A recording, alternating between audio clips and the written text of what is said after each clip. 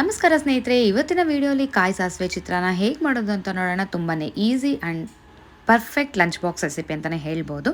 Mixie ಜಾರೊಂದರಲ್ಲಿ ಒಣಮೆಣಸಿನ್ಕಾಯಿ, Byadgi ಮೆಣಸಿನ್ಕಾಯಿ, ಅರ್ಧ ಚಮಚದಷ್ಟು ಜೀರಿಗೆ, ಅರ್ಧ ಚಮಚದಷ್ಟು ಸಾಸಿವೆ ಮತ್ತು ಹಸಿ ಕಾಯಿ ತುರಿ ಒಂದು 2 ದೊಡ್ಡ ಚಮಚದಲ್ಲಿ ಹಾಕಿ ಇದಕ್ಕೆ ಸ್ವಲ್ಪ ಹುಣಸೆಹಣ್ಣು ಹಾಕಬೇಕು. 1 ಇಂಚಷ್ಟು ಹಾಕ್ತಾಯಿದ್ದೀನಿ. ಇದು ನಾನು ಮಾಡ್ತಿರೋದು 2 ಸರ್ವಿಂಗ್ಸ್ಗೆ.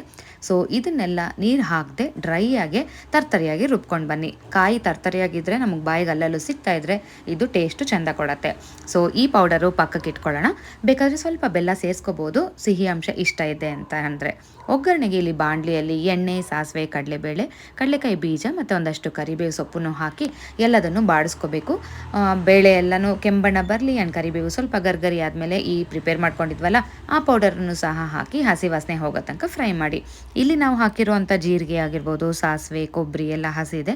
ಸೊ 1-2 ನಿಮಿಷ ಅದು ಆಯಿಲಲ್ಲಿ ಫ್ರೈ ಆದರೆ ಅದರದ್ದೇ ಫ್ಲೇವರ್ಸು ಬಿಟ್ಕೊಳ್ಳುತ್ತೆ. ಸೊ ಫ್ರೈ ಆದಮೇಲೆ ಇದಕ್ಕೆ ಚಿಟಿಕೆಯಷ್ಟು ಅರಿಶಿನ ಪುಡಿ, ಹಿಂಗು ಹಾಕಬೇಕು. ಆಮೇಲೆ ಇದಕ್ಕೆ ರುಚಿಗೆ ತಕ್ಕಷ್ಟು ಉಪ್ಪು ಹಾಕಿ ಇನ್ನೊಂದ್ಸಲ ಚೆನ್ನಾಗಿ ಎಲ್ಲ ಇಂಗ್ರೀಡಿಯೆಂಟ್ಸ್ ಹೊಂದ್ಕೊಳ್ಳೋ ಥರ ಮಿಕ್ಸ್ ಮಾಡಿ. ಇದಕ್ಕೆ ನಾವು ಈರುಳ್ಳಿ, ಬೆಳ್ಳುಳ್ಳಿ ಯಾವುದೇ ಬಳಸಿಲ್ಲ. ಸೊ ಇದು ನೈವೇದ್ಯಕ್ಕಾಗಿಯೂ ನೀವು ಮಾಡ್ಕೋಬಹುದು. ಈ ದೇವಸ್ಥಾನಗಳಲ್ಲಿ ಪ್ರಸಾದ ಕೊಡ್ತಾರೆ ನೋಡಿ, ಆಲ್ಮೋಸ್ಟ್ ಅದೇ ಟೇಸ್ಟ್ ಇರುತ್ತೆ. ತುಂಬ ಚೆನ್ನಾಗಿರುತ್ತೆ. ಸ್ಯಾಟಿಸ್ಫೈಯಿಂಗ್ ಬ್ರೇಕ್ಫಾಸ್ಟ್ ಅಂತಲೇ ಹೇಳ್ಬೋದು. ಏನೂ ತರಕಾರಿ ಇಲ್ಲದೆ ಇದ್ದಾಗ, ಏನೂ ತೋಚದೇ ಇದ್ದಾಗ ಹಸಿಕಾಯಿ ತುರಿ ಒಂದಿದ್ರೆ ಸಾಕು. ಈ ಥರ ಟಕ್ಕಂತ ಮಾಡಿ ಮಕ್ಕಳಿಗೆ ಬಾಕ್ಸ್ಗೆ ಕಟ್ಕೊಡ್ಬೋದು. ತುಂಬಾ ಚೆನ್ನಾಗಿರುತ್ತೆ. ಸೊ ಇದಕ್ಕೆ ಲಾಸ್ಟಲ್ಲಿ ಒಂದಷ್ಟು ಕೊತ್ತಂಬರಿ ಸೊಪ್ಪು ಹಾಕಿ ಪ್ರಿಪೇರ್ ಮಾಡ್ಕೊಂಡಿರೋಂಥ ಅನ್ನ ಹಾಕಿ ಚೆನ್ನಾಗಿ ಮಿಕ್ಸ್ ಮಾಡಿ ಸರ್ವ್ ಮಾಡಿದ್ರೆ ನಮ್ಮ ಕಾಯಿ ಸಾಸಿವೆ ಅನ್ನ ರೆಡಿ ಆಗುತ್ತೆ.